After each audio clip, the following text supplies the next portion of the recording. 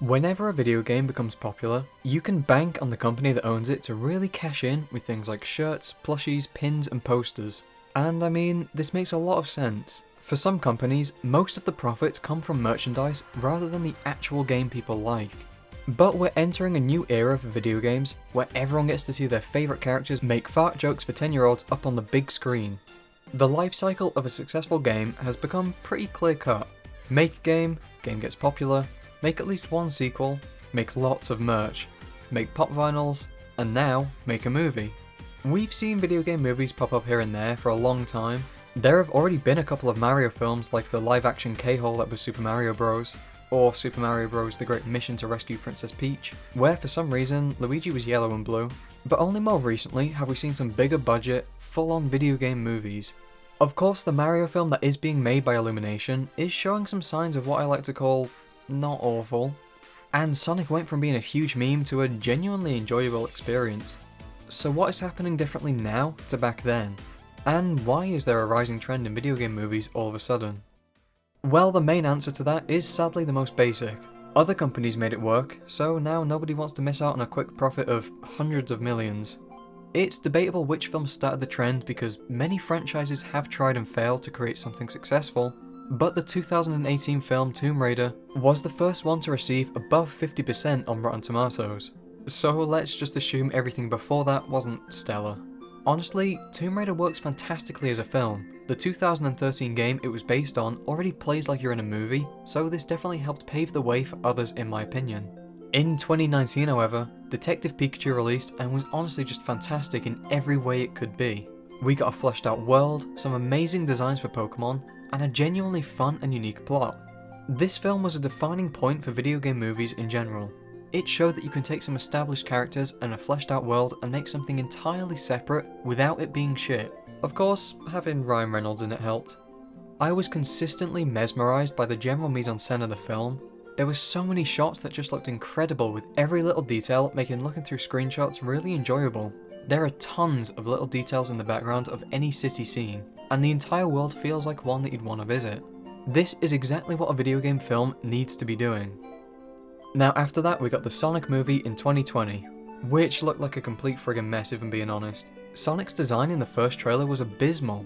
He's this weird half-human, half-Sonic spawn of Satan, bless his blue little heart. And thank God the internet memed the fuck out of him, because the creators postponed the release and actually fixed him into a pretty decent live-action film Sonic. I've seen some theories that the original trailer was fake, and it was all just a huge marketing strategy, and honestly, I thought about it too, but I don't really think it is. What I think happened is some stupid, careless choices were made, they backfired, and then somebody switched their brain on and let the animators create something not horrific.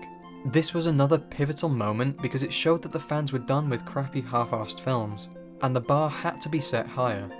This new standard proved to be worthwhile because the film did well and it got its own sequel, and it's on its way to becoming a trilogy.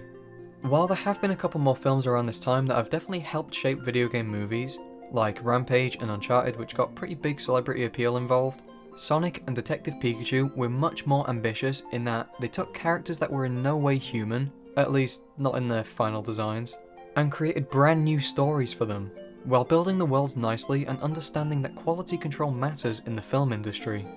These are some really big and important things that Illumination will 100% need to consider with the Mario movie. Spoiler alert, Nintendo are pretty big on their quality control, and the Mario universe is already so huge that I'm not really worried about these things too much. A film about video game characters that I honestly think was really good was WreckIt Ralph, which mostly focused on original characters, which were supposed to be established video game characters in that world. Now, this works because the creators had the ability to develop a world around their own characters. If they needed Ralph to be a misunderstood bad guy, then they could do that. If they needed Felix to go through a character arc where he becomes best buds with Ralph, then there is no issue. But this would never translate onto other established characters. Bowser can't turn around and say, well, hey guys, maybe if you just invited me to hang out once in a while, I wouldn't need to keep kidnapping the princess every other Thursday. And then Mario turns around and goes, yeah, sounds good to me, let's be mates. This wouldn't fit their characters at all, or anything they've done over the past 35 years. nor would it really be making any use of the extensive world that's already in place. And honestly, this is probably how video game movies need to be created if they're gonna actually appeal to people. Either you create an entirely new set of characters and develop a world of your own around them, if you want that creative freedom, which is shown to work in things like WreckIt Ralph and Jumanji, which is technically a board game but I'll let it slide. Or they take established franchises and create a movie that sticks to the source material. If you don't, Bowser ends up looking like this. You can also get movies that are based around video games without it being an actual video game movie. The Nintendo film, The Wizard, is more of a road trip film where the end goal is to get to a video game championship, and the Adam Sandler film Pixels is like a weird crossover where video game characters appear in the real world. And listen, none of these are particularly good, but they do kind of work. Now what does this mean for future video game movies? Because there are a lot that are supposedly coming out in the future. Well, I honestly think that there is a lot of potential for some, and not a lot going for others. Based on what I've already talked about, things like the planned Minecraft and Five Nights at Freddy's films will probably be quite decent.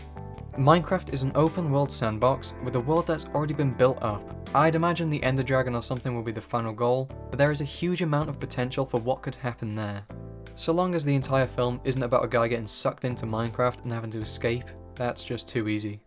And in terms of FNAF, we already have so much lore that the real issue would be figuring out which parts to base a film around. So as long as it sticks to what's already established, it'll probably be decent at worst. Borderlands is another planned film similar to Tomb Raider where most stuff is already in place, and the game itself feels almost like a movie, so I can imagine it won't be too difficult. And I genuinely would love to see a Portal film, I think that'd be so cool. However, things like the Pac-Man film, I mean come on, you don't have much to go off for the actual game, and if it becomes something like Pixels, or god forbid the animated show, yeah, no chance people are going to want to see that. The same goes for Space Invaders. I can just imagine it some shitty live action film that wouldn't be any different if it weren't about the game anyway. But all of this is in the future.